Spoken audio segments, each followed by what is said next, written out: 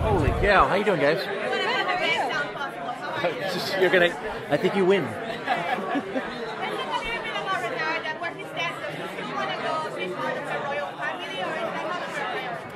It's not so much that he wants to be a part of the royal family, although I think in that scene with Eric at the end of the season, you see that there's a part of him that longs to be accepted back. But I think he just wants to be at the very top of the royal family. I think he wants to be the person in the position of power. That's never going to change. Yeah. So what is going on with your character? Because you're not a nice guy, and I think you're trying to act like you're a nice guy. You know, everyone keeps saying that Renard's not a nice guy. Has anyone done a body count on the amount of people Nick has killed? Has anyone? I mean, that's a lot of bodies. But he's an ambiguous guy, and he's, you know, torn between these two worlds, and ultimately he's just driven by a passion to be back to where he started. I think he was sort of ousted from a life that he had, and he wants to get back there, and he believes himself to be deserving and entitled to the position of ultimate power. Do you think we were able to relate more to him now that he's working with Nick? Yeah. I think you're able to relate to him because of that. I think you're also able to relate to him because you see his flaws and weaknesses and desires, and you learn more about his backstory, so he's a little bit more sympathetic, or at least you can understand, if not sympathize. And so it makes him more human. I'm sorry?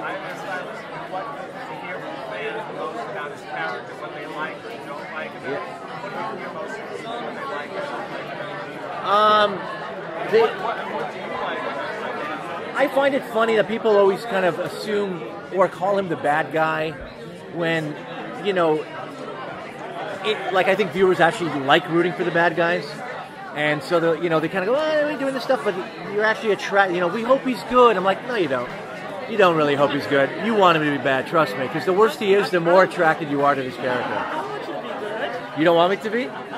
So you want to, but you don't. You don't. It's more fun. Yeah, it's more fun for sure. And then, it's also fun to just not know. I think as the viewer, you kind of you always full of anxiety because you want to know. But if we told you, you'd get bored. So it's better not to tease you along the way and make you fill in the blanks. Yeah, it's fun. And it keeps getting better. Can you tease the conflict that will have when you find out about the baby and we don't know who the baby daddy is? We don't know yet. We don't know yet. But it's gonna definitely cause a lot of tumult in the world, and it's going to be a real, it's going to sway the powers, because whoever's going to have that baby can be able to manipulate the power source a lot. But since you can't have babies on network TV shows, is the baby going to end up coming out 10, 18 years old at some point after 2 episodes? Well, I don't know. I don't know what they have in mind. I mean, there's going to be a baby, and if it's mine, it's going to be a big, tall baby. But I don't know what they're going to do with it, and I'm kind of intrigued. We only know as the actors right now about 3 episodes in, and I still don't know what they have in mind. But I do know that it's going to wreak havoc when they finally present it. I'd like to see your character move back to, he's working with Nick right now, but he obviously has ulterior motives what his end game is. So, would you like to see, or do you know to see your character move back to where he was in season 1? I hope that the relationship with Nick continues to be very fraught with complications. Because I think if they become too buddy-buddy, then it becomes some sort of buddy cop comedy or something like that. I'm really, I think it's good to keep each other guessing. It's the characters. We don't know what the other one has in mind. I think it's good for the viewers to keep guessing as to where the relationship is going to go. But I think it's always going to be a strained relationship, and I don't think there'll ever be full trust between the two of them, which is, I think, for the best. Yeah. You have so much theater experience. When are we going to see you on stage again? Oh, I would love to get back to theater.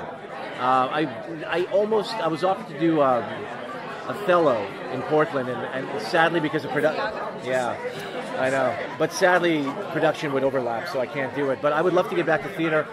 Unfortunately, we have only 3 months off between seasons, so there's not a lot of time. So hopefully, if something fits, I'd gladly do it. But we talk about it a lot, because there's quite a few of us who came from the theater. I know. Yeah. Thank you. Thank you.